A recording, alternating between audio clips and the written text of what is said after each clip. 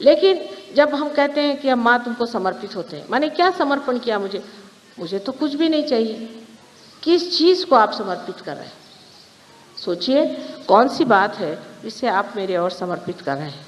आप समर्पित कर रहे हैं यही जो बनाए हुए बेड़े हैं आपके, यही जो घरौंदे जिसमें आप बैठे हुए हैं, यही जो अपने अपने जिसे कहते हैं जेल बनाए हुए हैं, जिस जेल के अंदर आप बड़े व्यवस्थित रूप से सोच रहे हैं कि आप परमात्मा के साम्राज्य में, इसको ही त्यागना है। और वो त्यागने के लिए बहुत ही आसान तरीका ये है कि आप सबसे पहले ध्यान धारणा में निर्विचारिता में जाएं। जब आपके मन में विचार आता है तो उस विचार ही के माध्यम से आपके ये पिछले किए हुए, कहना चाहिए घर घरौंदे आपको घेर लेते हैं। जितनी देर आप निर्विचारिता में बैठ सकेंगे उतना ही आपका वृक्ष बढ़ेगा।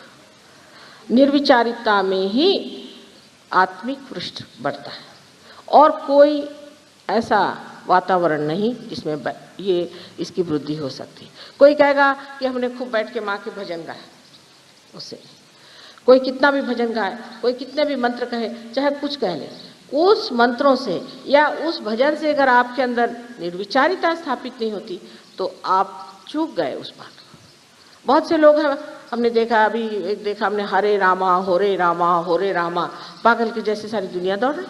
अभी कहाँ जा रहे हैं? एक मनोरंजन करते हुए सारे दौड़े जा रहे हैं, हरे रामा। उससे क्या मिलेगा? उससे किसी को कुछ मिला? किसी में कोई परिवर्तन आया? कोई उनमें अच्छाई आई? सिर्फ आपने बजाय इसके कि आप इस तरह के कपड़े पहने के कुछ और कपड़े पहन लिए और रास्ते में आप दौड़ते घूम रहे चिल्लाते हुए हरे रामा हरे कृष्णा। आपके अंदर कृष्ण की कोई चेतना आई है? कृष्ण की चेतना है कि आप साक्षी स्वरूप हो जाते, क्या आप साक्षी स्वरूप हो गए? फिर इस तरह की बाह्य चीज़ों में उलझ जाने से भी मनुष्य कभी कभी अपनी ऊर्ध्वगामी गति को बदल करके अधोगामी पर आ सकता है। जैसे एक छोटी सी चीज़ मैंने आपसे बताई, मनोरंजन। मनोरंजन सहयोग में मना नहीं है, लेकिन मनोरंजन ऐसा होना चाहिए कि जिससे आप में निर्विचारिता स्थापित हो। लेक्चर ऐसा होना चाहिए जिससे आप में निर्विचारिता स्थापित हो। मंत्र ऐसे कहना चाहिए जिससे आपके अंदर निर्विचारिता स्थापित हो। ध्यान ऐसा होना चाहिए जिससे आपके अंदर निर्विचारिता आनी चाहिए। कोई सा भी कार्य करते वक्त अगर आप निर्विचार हो जाएं तो सारी परमात्मा की शक्तियाँ आपके अंदर से कार्यान्वित होंगी। तो सबसे पहली बात है कि निर्विचारिता में उतरना चाहिए। लेकिन लोगों को ऐसी ही चीज़ें अच्छी लगती हैं जिसमें विचार को चालना मिले, जिसमें मनुष्य सोचता रहे, पागलों जैसे सोचता सोचता उसको समझ ले कि हा मैंने कितना सोचा, या पढ़ते पढ़ते एकदम ऐसा सोच ले कि हाँ मैं तो बिल्कुल महाविद्वान हूँ। इन विद्वानों के लिए परमात्मा के साम्राज्य में जगह नहीं। जगह है उन लोगों के लिए जिन्होंने अपने आत्मा को अपने चित्त पर पूरी तरह से प्रकाशित होने दिया, और उसका माध्यम एक ही है, निर्विचारिता।